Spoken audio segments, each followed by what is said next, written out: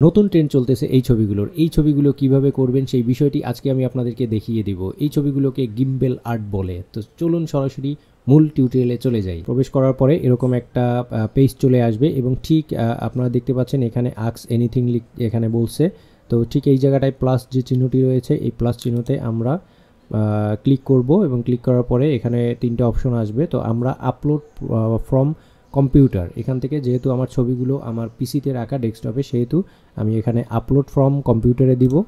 তো দেওয়ার পরে আমার এখানে ছবিটা চলে আসছে। তো আমি এখান থেকে একটা ছবি সিলেক্ট করব।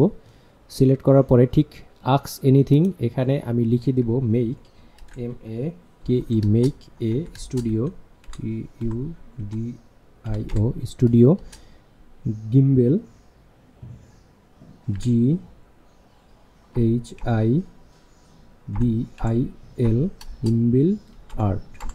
তো আমরা এখানে লিখে দেব make a studio Ghibli art. তো আমি এইটা আমার ডেসক্রিপশন বক্সে আমি দিয়ে দিব, আপনারা ওখান থেকে কালেক্ট করে সরাসরি আপনারা সার্চ দিবেন। তো এরপরে কি করবেন, এখান থেকে এই যে অ্যারো চিহ্নটা আছে তার মানে সার্চ অপশনটি রয়েছে, এটিকে আপনি প্রেস করবেন এবং এটা প্রসেসিং হতে থাকবে। তো প্রসেসিং হতে কিছুটা সময় লাগবে, দেখতে পাচ্ছেন মোটামুটি প্রসেসিং হতে একটা টাইম নিচ্ছে। তো কিছুটা সময় অপেক্ষা করার পরে আপনারা দেখতে পাচ্ছেন এই ধরনের একটা রেজাল্ট দিয়ে দিবে।